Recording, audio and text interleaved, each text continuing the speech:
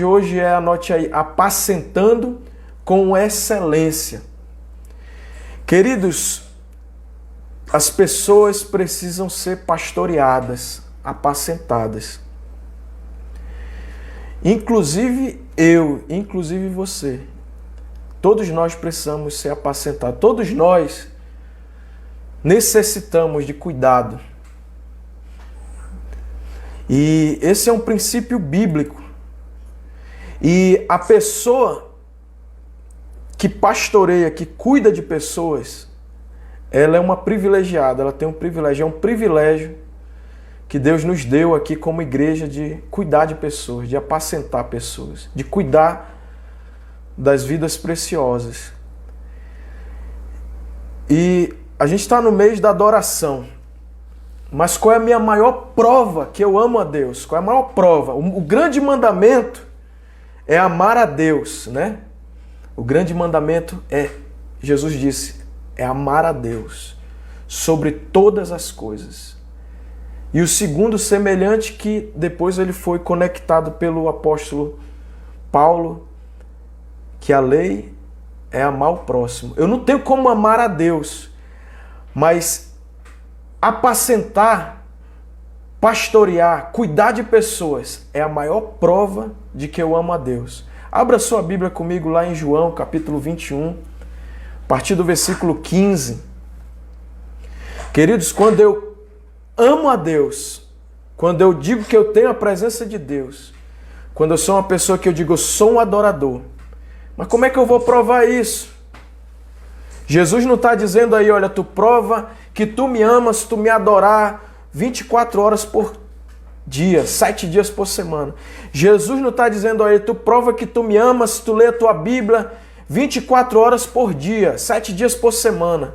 Olha o que Jesus está nos ensinando aí, queridos. Texto precioso.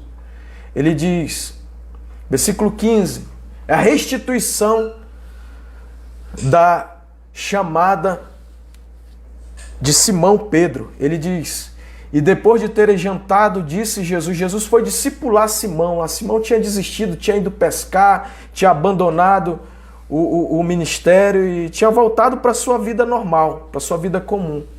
E Jesus foi lá cuidar de Simão, foi apacentar Simão, foi discipular. No sentido dessa ministração de hoje, queridos, é no sentido não pastoral, título, visão eclesiástica, mas no sentido pastoral de discipulado, de cuidar de pessoas. Olha o que o texto diz, e depois de terem jantado, tiveram uma comunhão, disse Jesus a Simão Pedro, Simão, filho de Jonas, amas-me mais do que estes? Ele respondeu, sim, Senhor, tu sabes que eu te amo. Disse-lhe, apacenta os meus cordeiros. Tu quer provar que tu me amas, Simão? Então cuida dos meus cordeirinhos, dos meus filhinhos. Tornou a dizer-lhe segunda vez, Simão, filho de Jonas, tu me amas-me? Disse-lhe, sim, Senhor, tu sabes que eu te amo. Disse-lhe Jesus, apacenta as minhas ovelhas. Terceira vez, Simão, filho de Jonas, ama-me.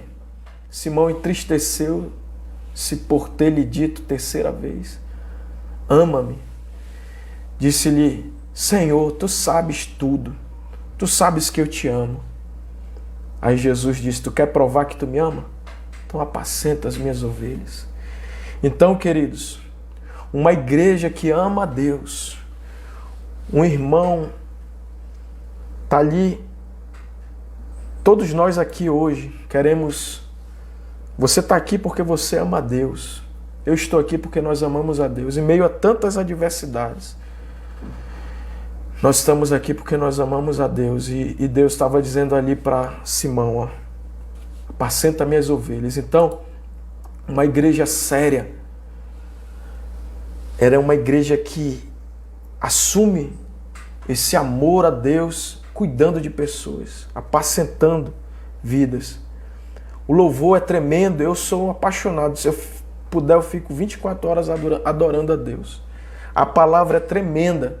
Eu amo a palavra de Deus. Eu leio a Bíblia diariamente, todos os dias. Eu tenho contato com a palavra de Deus. Mas A característica de uma pessoa que verdadeiramente ama a Deus é aquela que está preocupada com as ovelhas, que ama. Amém? Então, qual é a característica de uma pessoa que cuida de ovelhas? Agora abra comigo a sua Bíblia, capítulo 9 de Mateus. Mateus capítulo 9. A partir do versículo 35.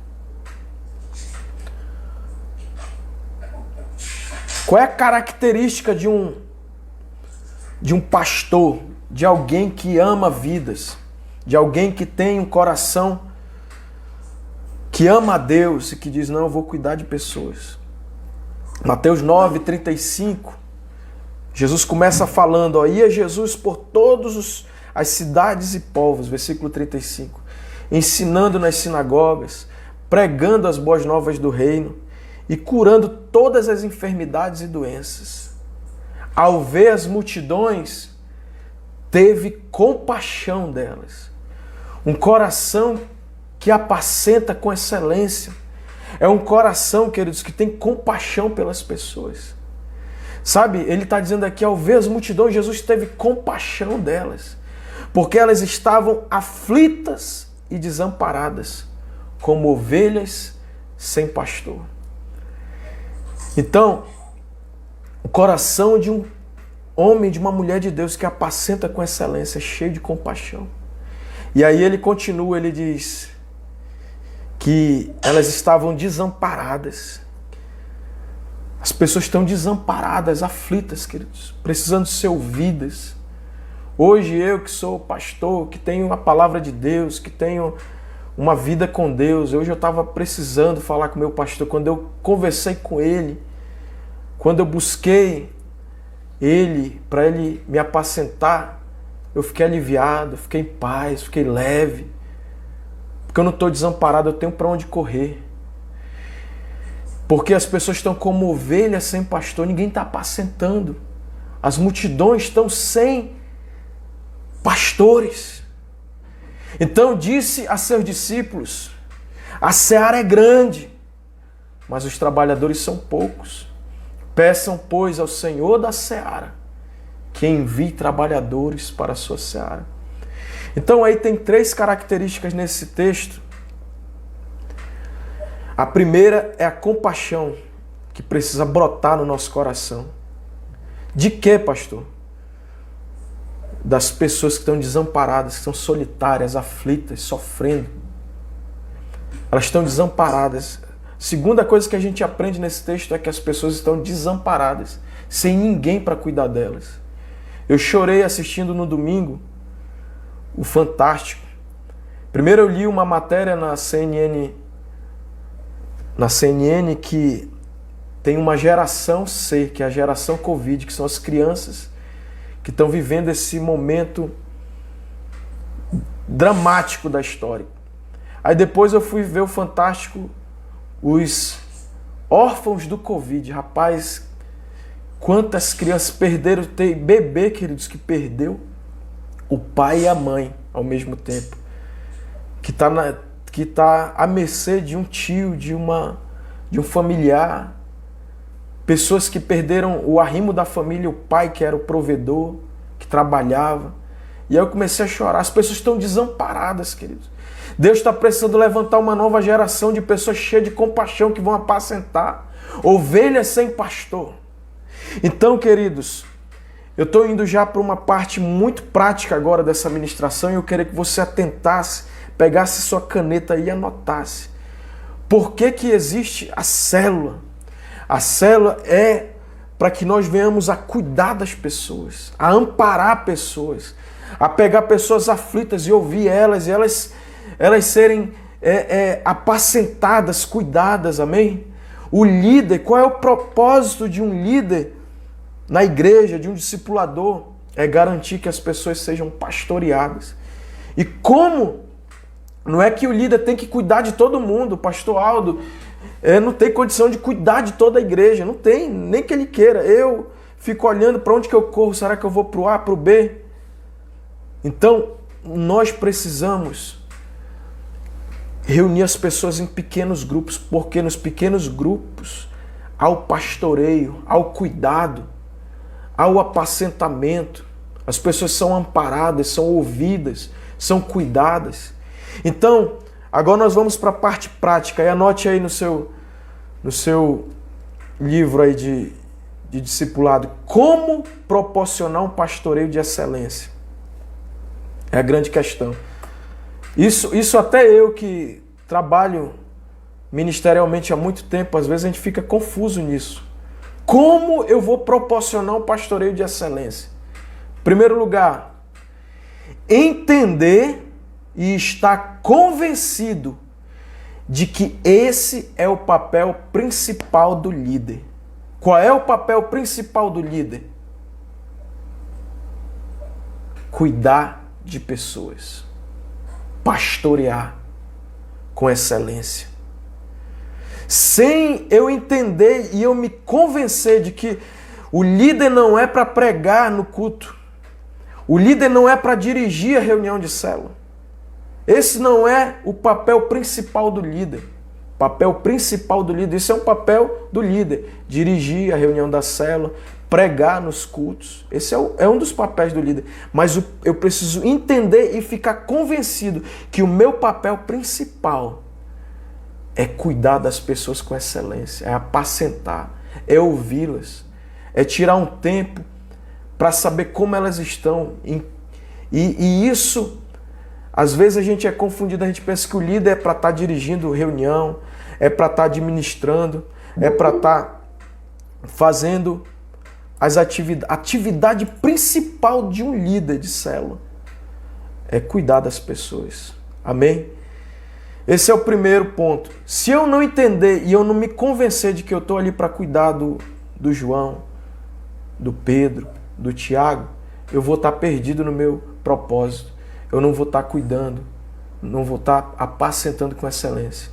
Segundo lugar, como apacentar com excelência? Eu tenho que entender que eu não devo e eu não posso fazer isso sozinho. Eu não posso pastorear sozinho. Eu não posso cuidar sozinho. Mesmo que a célula é um pequeno grupo, tem lá 4 irmãos, você não vai conseguir cuidar dos 4 irmãos. Você tem que já ter... É uma coisa assim que a gente... Eu digo isso de mim mesmo. Eu tenho dificuldade, eu acho que eu posso fazer tudo sozinho. Quer dizer, eu já me convenci que não. Mas tem que envolver outras pessoas. Eu tenho que identificar. Você e eu, hoje aqui, escute, isso é muito tremendo, isso é uma chave muito poderosa, irmãos. Nós temos que ter o nosso Pedro, Tiago e João. Nós temos que ter a nossa equipe. Jesus, ele tinha os 12, mas ele tinha um relacionamento mais íntimo, um discipulado mais profundo com Pedro, Tiago e João. Amém, queridos? E as pessoas precisam ser pastoreadas. Nós vimos aqui que Pedro, lá na hora mais importante do ministério de Jesus, ele quis desistir, quis ir embora. Sabe, queridos? Então, nós precisamos ir atrás do Pedro, do João, e conversar com eles, e ter um tempo, e falar da importância. Terceiro lugar, como apacentar com excelência. Você precisa colocar na sua agenda. Você precisa colocar na sua agenda. Eu preciso colocar na minha agenda. A gente precisa separar um tempo na nossa agenda e definir ali, ó. Quinta-feira é a célula, né? Não é discipulado, não é apacentamento. Eu preciso definir quarta, ou sexta, ou sábado. Eu vou, esse tempo aqui, essa meia hora, essa 1 hora, eu vou me dedicar a cuidar do fulano. Aí você vai planejar o melhor horário com aquela pessoa, porque não adianta, tem que ver o ecossistema, né? Não adianta eu querer conversar com aquele irmão na hora do trabalho dele, na hora da faculdade, da escola dele, não tem como. Então eu tenho que ver o melhor horário, o horário mais viável. E aí eu preciso definir isso na minha agenda.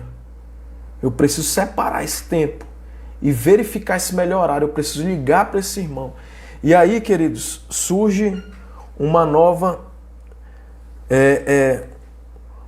realidade, vamos dizer, né? Apesar da dificuldade desse tempo, das adversidades desse tempo, nós temos hoje recursos. A igreja tem que se reinventar. O discipulado presencial, aquela visita pessoal ali, que você vai na casa do seu discípulo, você marca para o seu discípulo ir na sua casa, mas também, isso é presencial, mas também agora o discipulado na modalidade online. Até no próprio WhatsApp tem aquela chamada de vídeo ali, um discipulado de 15 minutos, de 10 minutos. Amém? Mas precisa ser definido, porque senão não acontece. Porque senão ninguém cuida de ninguém, a gente vai vivendo, porque a rotina nossa, ela é contra a gente amar a Deus.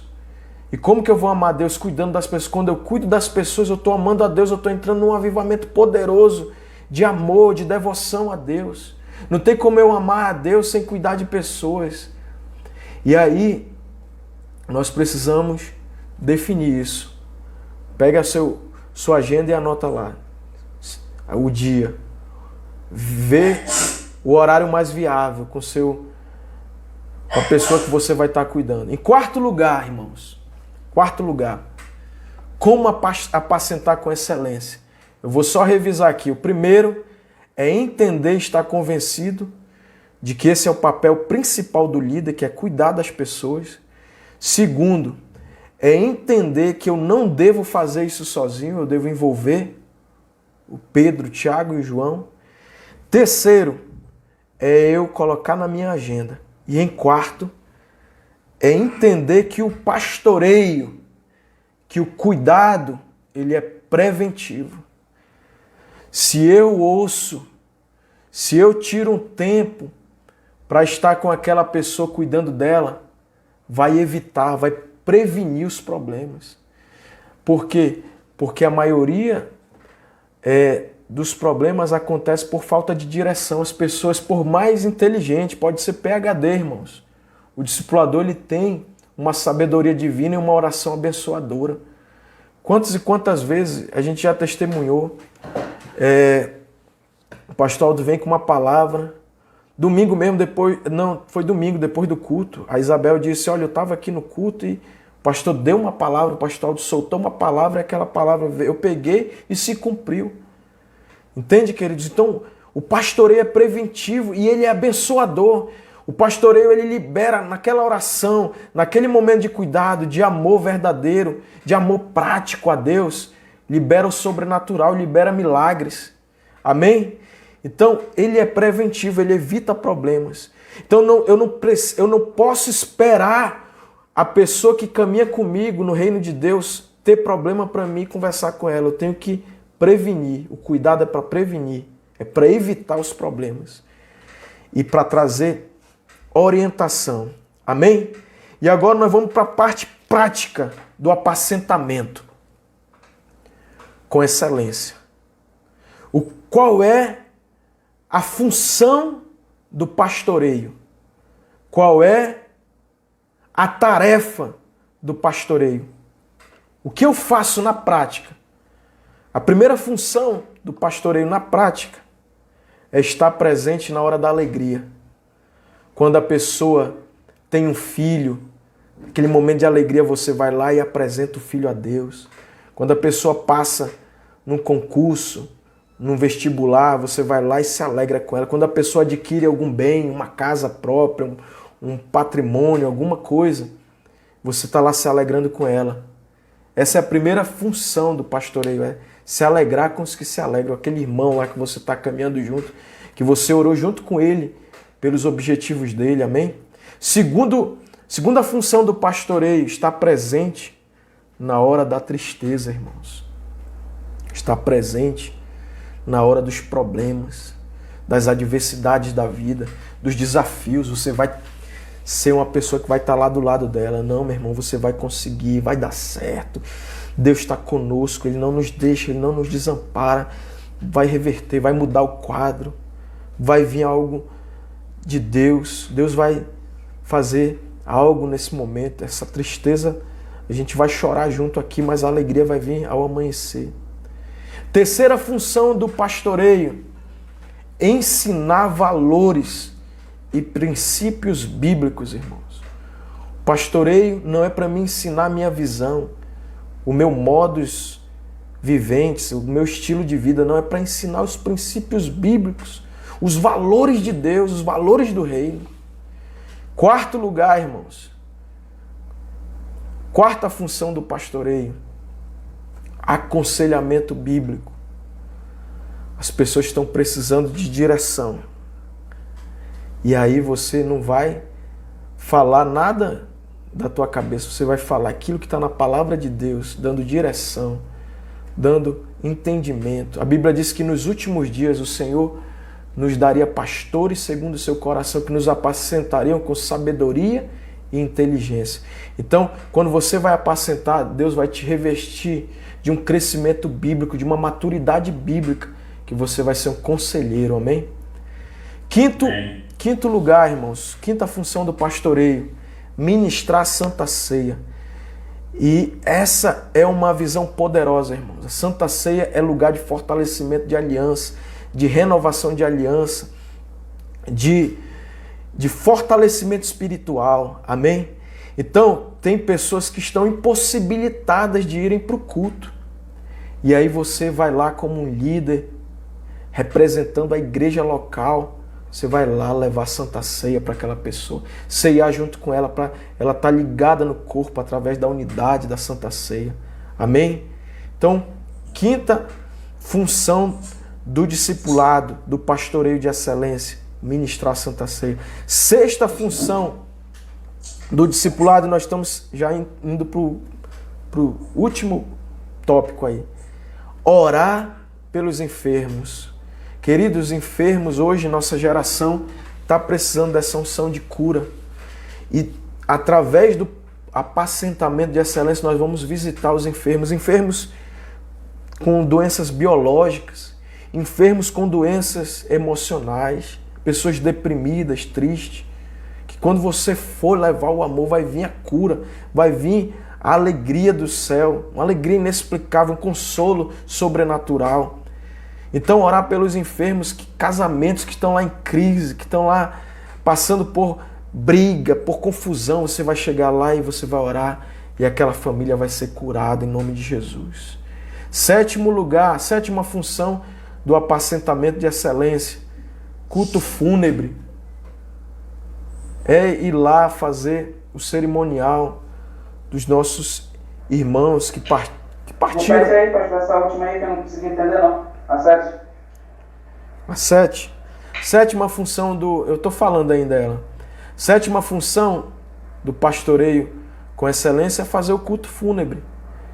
É naquele momento de luto, de tristeza, onde os nossos irmãos são recolhidos para o Pai. A gente vai lá chorar junto, vai lá sentir a dor do luto, daquela partida, né?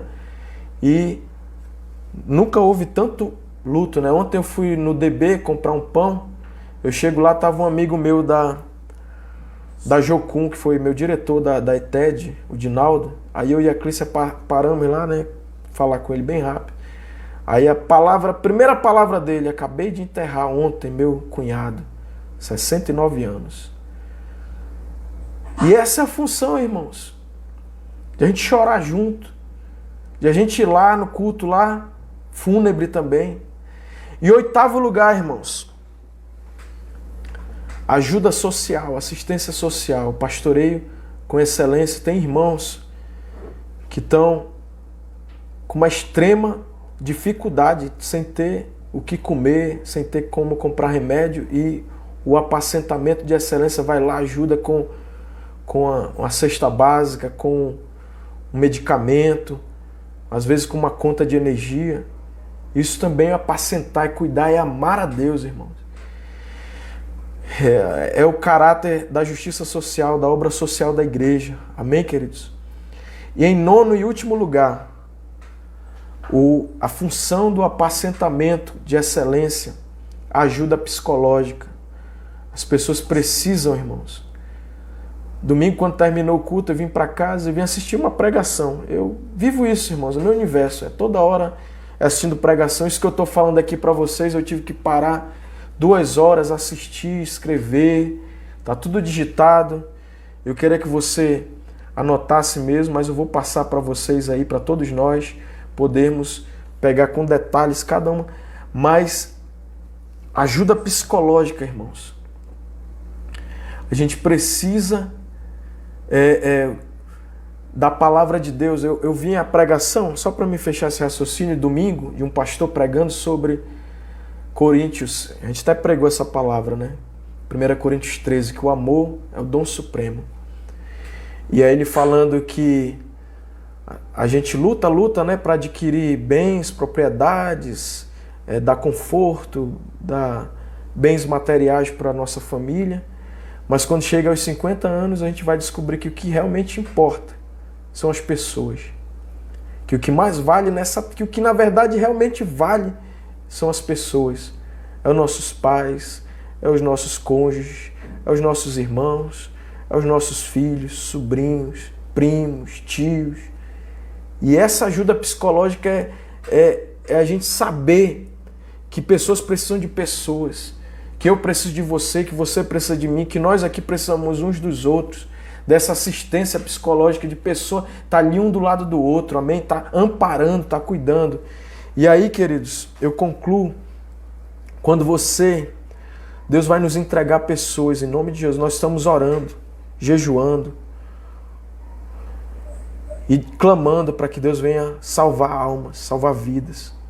E quando você receber uma fichinha, aquilo ali, com o nome de uma pessoa para ser cuidada, aquela pessoa que for na tua célula, que preencher aquele cartão ali de consolidação, aquilo ali é uma responsabilidade poderosa de apacentar, de cuidar com excelência. E é um privilégio, irmãos, que nós recebemos do Pai para cuidar das suas ovelhas.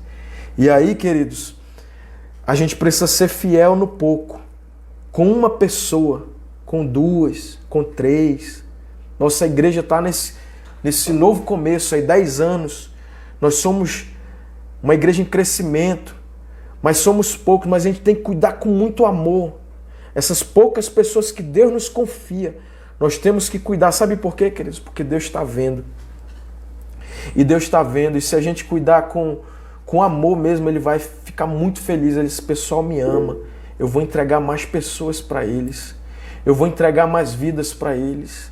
Eu vou dar mais almas. Agora vai vir uma colheita maior, porque eles estão verdadeiramente me amando. Mas, irmãos, por outro lado, se eu for negligente, se eu não orar, se eu não ligar, se eu não procurar um meio de ouvir o meu irmão, de aconselhar ele, de orar junto com ele, de ouvir ele, de ouvir a oração dele, tem hora que a gente nem ora, né? Deus vai ficar triste. Deus vai dizer, esse povo não está me amando, eu não tenho como dar mais, porque eles não estão cuidando desse pouco. Mas eu creio, queridos, que nós vamos amar Jesus como todos os dias da nossa vida nós temos amado. E nós vamos começar a cuidar desses que já estão caminhando conosco. Ah, pastor, eu só vou cuidar de pessoas legais. Não existe pessoas legais, bonitinhas, arrumadinhas, de paletó com a Bíbliazinha, orando, fazendo tudo que a gente quer. Não existe. Isso não é discipulado. Discipulado é cuidar de pessoas difíceis. Ainda agora eu estava falando com o pastor Aldo e aí depois meu Deus, até pedi perdão dele. Eu sei que hoje é um dia difícil para todos nós, mas muito mais para ele. Mas eu dizendo, pastor, eu precisava que o Senhor me ouvisse, me perdoe, mas eu estava precisando que o Senhor me ouvisse, que o Senhor me desse uma palavra, que o Senhor me abençoasse. Então todos nós temos dificuldade. As pessoas que Deus vai nos dar, a gente vai amar ela, ter compaixão, entender que elas estão desamparadas e nós vamos apacentar. Porque como Pedro recebeu aquela restituição, eu creio que eu estou recebendo uma restituição, irmãos. Deus está dizendo para mim, Deus está dizendo para você, Deus está dizendo para Restaurando Famílias, eu estou restituindo vocês. Esse ano 10 de vocês eu estou dizendo, olha, cuida das minhas ovelhas, Continua provando que você me ama. Continua exercendo esse ministério. As multidões estão desamparadas e eu coloco uma compaixão no teu coração. Você é nascido, você é escolhido, você é sacerdócio real, você é nação santa, restaurando famílias. Você tem um coração de Deus, você é espiritual, você não é carnal, você não é mais natural, você é sobrenatural, você nasceu de novo, você foi santificado, você foi perdoado, você foi ungido, você foi levantado por Deus para apacentar, para cuidar com excelência das ovelhinhas do Senhor Jesus. Amém? Deus abençoe você, queridos. Esse era a minha parte do Tadel e eu passo aqui para o meu pastor amado aí, pastor Aldo.